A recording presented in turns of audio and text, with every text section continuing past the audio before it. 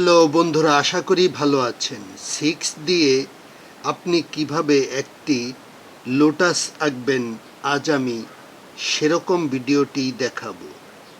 Only একটি 6 দিয়ে আপনি একটি পদ্মফুল কিভাবে আঁকবেন। তো বন্ধুরা, এই আমি 6 লিখে নিচ্ছি।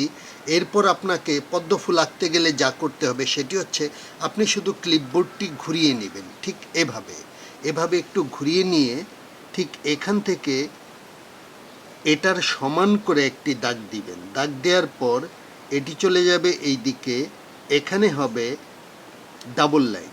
এরপর এখান থেকে ঠিক এভাবে এখানে হবে ডাবল লাইন। এরপর এখান থেকে আরও একটি পাপড়ি, এটি হবে ডাবল লাইন। এরপর ঠিক এর উল্টো দিকে এখান থেকে একটি পাপড়ি, এটি হবে ডাবল লাইন। ঠিক এর উপরে এই জায়গাটিতে প্রধান পাপড়ি এই। এরপর ঠিক এটার ডান পাশে একটি পাপড়ি, বাম পাশে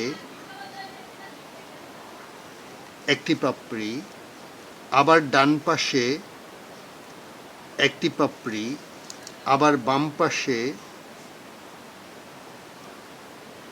একটি পাপড়ি, আবার ডান পাশে একটি পাপড়ি, এটি ডাবল লাইন। এবার এই পাশে ঠিক এটার সোজা এখানে আরও একটি পাপড়ি, এটিও ডাবল লাইন। এরপর এই জায়গাটিতে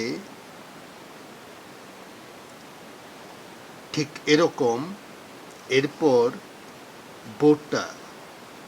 এবার কালারটিও আপনার ড্রয়িংয়ের ক্ষেত্রে অত্যন্ত প্রয়োজনীয়, তাই কালারটিও দেখে নিন। প্রতিটি পাপড়ির এক পাশে গোলাপি শেড, ঠিক এরকমভাবে হালকা গোলাপি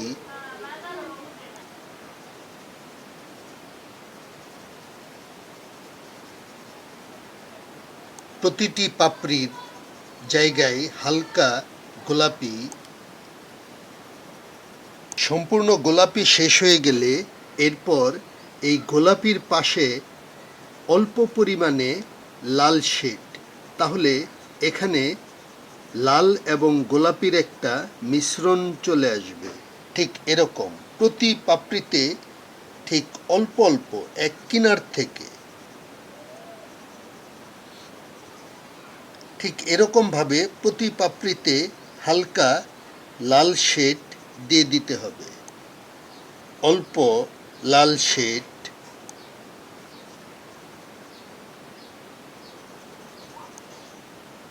এই দিকে সবুজ, যেই দিকে ডাবল লাইন রয়েছে সেই দিকে আপনাকে সবুজ করে দিতে হবে।